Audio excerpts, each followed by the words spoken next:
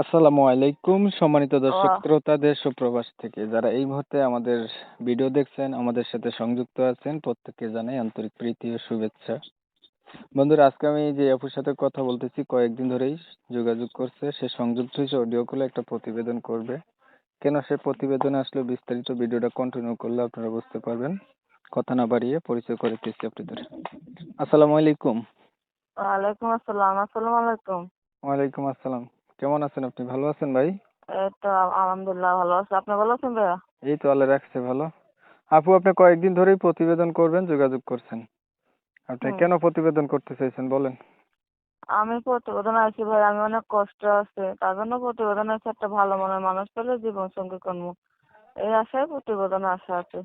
আপনার জীবন সঙ্গী নাই? জি না। আপনার বয়স কত? এই তো 18-19 চলতেছে। বিয়ে হয় নাই? বিয়ে হয়েছে, একটা ছেলেও আছে আমার। আপনার স্বামী নাই? জি না, স্বামী নেই। ছাড়াছাড়ি হয়েছে?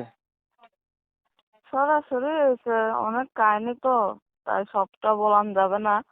যেটা মনের মানুষ পায় তার সাথে শেয়ার করবো আর কি। আচ্ছা যতটুকুই পারি ভিডিওর সামনে বইলা আগে একটু ভিডিওটা ছাড়ার করতে থাকি।